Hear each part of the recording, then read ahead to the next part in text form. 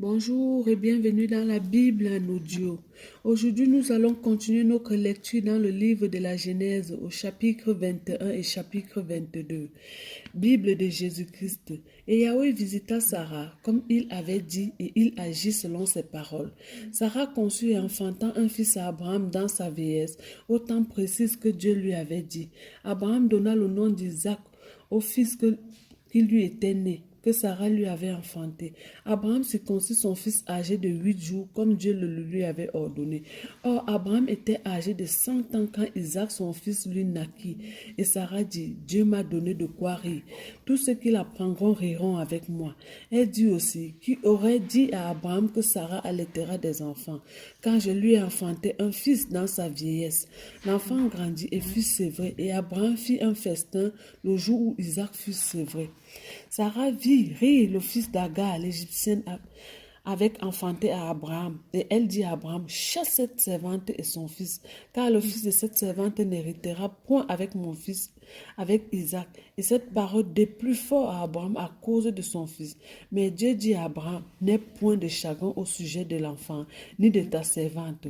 Écoute la parole de Sarah dans toutes les choses qu'elle te dira, car en Isaac te sera donné une postérité.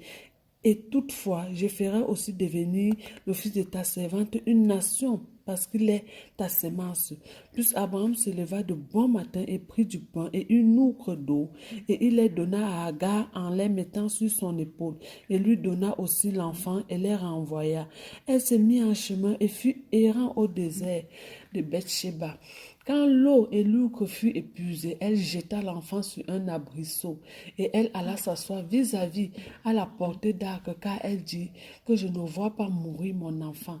Elle s'assit donc vis-à-vis de lui, éleva la voix et pleura. Dieu entendit la voix de l'enfant et l'ange de Dieu apparut des cieux à Agar et lui dit, qu'as-tu Agar? Ne crains point, car Dieu a entendu la voix de l'enfant du lieu où il est.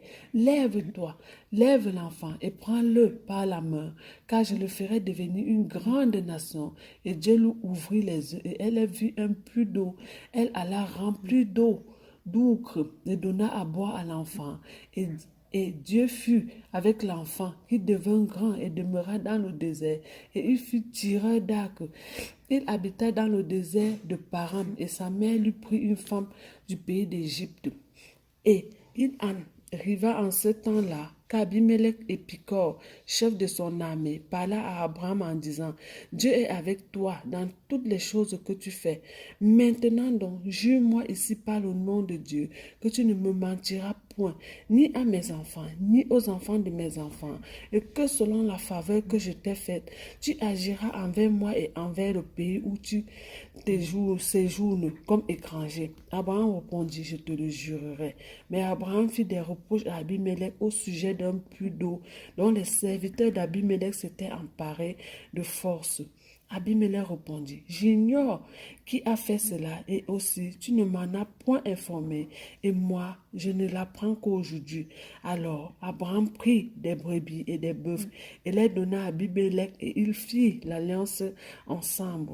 Abraham mit à part 7 jeunes brebis de son troupeau et Abimelech dit à Abraham, que veulent dire ces 7 jeunes brebis que tu as mis à part? Il répondit, c'est que tu prendras 7 jeunes brebis de ma main pour me servir de témoignage que j'ai creusé ce puits. C'est pourquoi on appela ce lieu Bethsheba, car c'est là qu'ils prêtaient tous les deux serments. Ils prêtaient donc alliance à Bethsheba. Puis Abimelech se levait avec Picor, chef de son armée, et il retournait au pays des Philistins. Abraham planta des tamaris à Bethsheba et il invoqua le nom de Yahweh, le Dieu de l'éternité. Abraham séjourna beaucoup de jours comme étranger dans le pays. Genèse chapitre 22, Bible de Jésus-Christ. Or, il arriva après ces choses que Dieu éprouva Abraham et lui dit, Abraham, et il répondit, me voici. Et Dieu lui dit, prends maintenant ton fils, ton unique, celui que tu aimes, Isaac, et va-t'en au pays de Morija, Et là, offre-le en holocauste sur l'une des montagnes que je te dirai. Abraham donc s'étant levé de bon matin, scella son annexe et prit 2 de ses serviteurs avec lui et Isaac son fils, et ayant fendu le bois pour l'holocauste, il se mit en chemin et s'en alla au lieu que Dieu lui avait dit. Le 3e jour, Abraham leva ses yeux, vit le lieu de loin, et Abraham dit à ses serviteurs, restez ici avec l'âne. Moi et l'enfant, nous irons jusqu'à là pour adorer.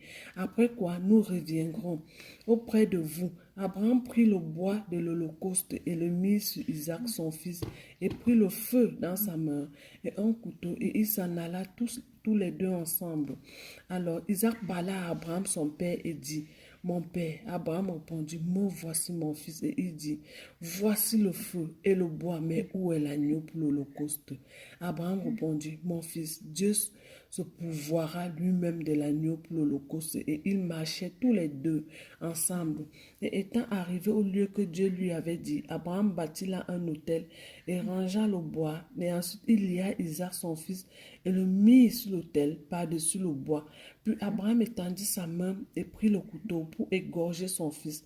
Mais l'ange de Yahweh l'appela des cieux et dit, Abraham, Abraham. Il répondit, me voici. L'ange lui dit, ne porte pas ta main sur l'enfant et ne lui fais rien, car maintenant je sais que tu crains Dieu, puisque tu ne m'as point refusé ton fils, ton unique.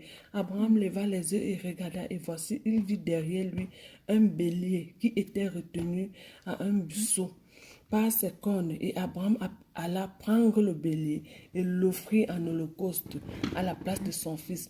Abraham donna à ce lieu le nom de Yahweh Jireh, Yahweh pourvoira. C'est pourquoi on dit aujourd'hui, dans la montagne de Yahweh, il sera pourvu. L'ange de Yahweh appela des cieux Abraham pour la seconde fois et dit, je le jure par moi-même, parole de Yahweh, parce que tu as fait cela et que tu n'as point refusé ton fils, ton unique, je te bénirai et je multiplierai ta postérité comme les étoiles du ciel et comme le sable qui est sur le bord de la mer, et ta postérité possédera la porte de ses ennemis. Toutes les nations de la terre seront bénies en ta postérité, parce que tu as obéi à la voix. Ainsi, Abraham retourna vers ses serviteurs et il se leva et s'en alla ensemble à Beth-Sheba, car Abraham demeura à Beth-Sheba. Après ces choses, quelqu'un apporta des nouvelles à Abraham en disant, voici, Milca a aussi enfanté des fils à Nachor, ton frère.